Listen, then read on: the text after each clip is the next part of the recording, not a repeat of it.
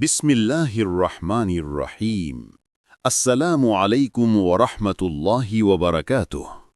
প্রিয় দর্শক, আজ আমরা কথা বলবো এমন এক সফরের সম্পর্কে যে সফরের যাত্রী একদিন আমাদের প্রত্যেককেই হতে হবে। এটি এমন এক জগতের কাহিনী যা শুরু হয় ঠিক এই দুনিয়ার জীবন শেষ হওয়ার পরেই, কিন্তু যা আজ আমাদের চোখের আড়ালে। এটাই হল আখেরাতের প্রথম ধাপ, কবরের জীবন, রূহ কবজ করার মুহূর্ত।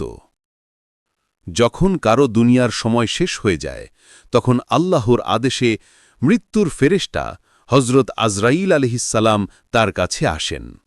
যদি সেই ব্যক্তি নেককার ও ঈমানদার হন, তবে ফেরেশতারা আসেন নূরের মতো উজ্জ্বল ও শান্তিময় চেহারা নিয়ে।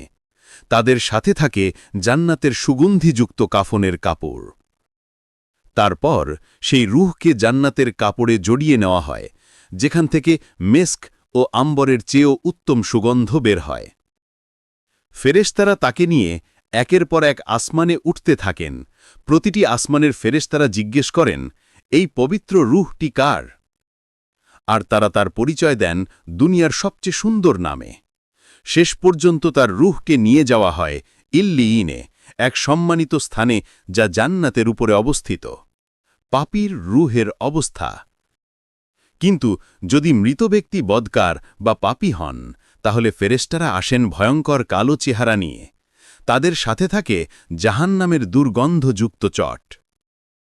তারা সেই রূহকে কষ্ট ও যন্ত্রণায় টেনে বের করেন, যেমন একটি জীবন্ত পশুর চামড়া টেনে ছাড়ানো হয়।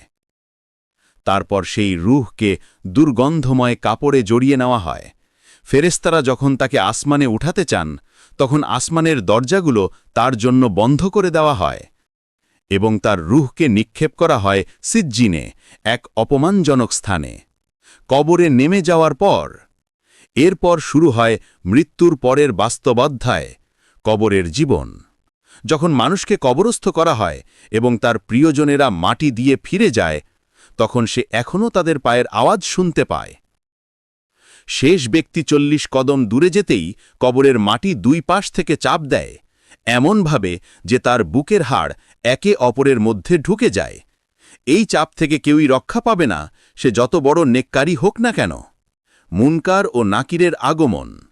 এরপর আসে দুই ভয়ঙ্কর ফেরেশতা, মুনকার ও নাকির। তাদের রূপ হবে ভয়ঙ্কর, চোখ আগুনের গোলার মতো, কণ্ঠ বজ্রপাতের মতো ভয়ঙ্কর, হাতে বিশাল লোহার হাতুড়ি। তারা মৃত ব্যক্তিকে বসিয়ে 3টি প্রশ্ন করবেন। মান রব্বুকা, তোমার রব কে? মা দীনুকা, তোমার ধর্ম কি? মান হাযার রাজুলুল্লাযী বুইসা ফীকুম, এই ব্যক্তিকে তুমি কি বলেছেন? নেককার বান্দার উত্তর, যদি সে ঈমানদার হয়, আল্লাহ তার অন্তরকে দৃঢ় করে দেবেন। সে শান্তভাবে বলবে, রব্বি আল্লাহ, আমার রব আল্লাহ। দীনী আল ইসলাম, আমার ধর্ম ইসলাম। হুয়া রাসূলুল্লাহ, তিনি আল্লাহর রাসূল। আকাশ থেকে ঘোষণা হবে, আমার বান্দা সত্য বলেছে, তার জন্য জান্নাতের বিছানা বিছিয়ে দাও, জান্নাতের পোশাক পরিয়ে দাও এবং জান্নাতের একটি দরজা খুলে দাও। তার কবর প্রশস্ত হয়ে যাবে, সুগন্ধি বাতাস আসবে জান্নাত থেকে, তার কবরটি হয়ে যাবে জান্নাতের একটি বাগান। তার কাছে আসবে এক সুন্দর চেহারার ব্যক্তি, যিনি বলবেন, আমি তোমার নেক আমল।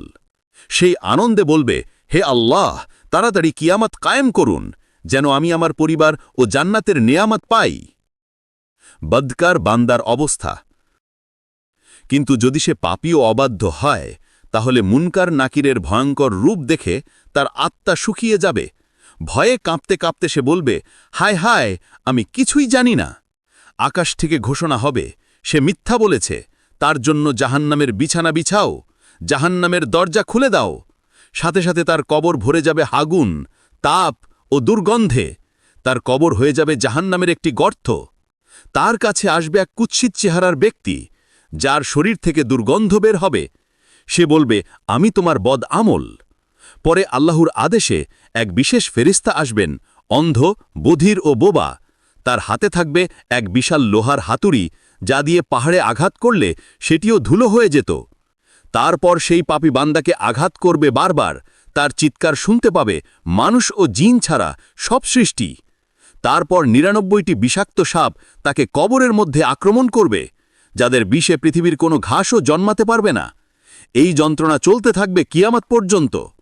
শেষ বার্তা, প্রিয় ভাই ও বোনেরা, এই কবরের জীবনই হল আখেরাতের প্রথম ধাপ।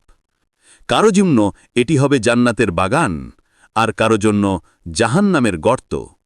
আজ আমাদের সুযোগ আছে নিজেদের প্রস্তুত করার। আসুন তওবা করি, আমল বাড়াই, আর আল্লাহর সন্তুষ্টির পথে ফিরে আসি। যদি এই কাহিনী আপনার হৃদয়কে স্পর্শ করে থাকে, তাহলে ভিডিওটি লাইক করুন, প্রিয়জনদের সঙ্গে শেয়ার করুন, এবং ইসলামের আরও গুরুত্বপূর্ণ বিষয় জানতে আমাদের চ্যানেলটি সাবস্ক্রাইব করুন। আল্লাহ আমাদের সবাইকে কবরে শান্তি, আখিরাতে মুক্তি ও জান্নাতের মর্যাদা দান করুন। আমিন।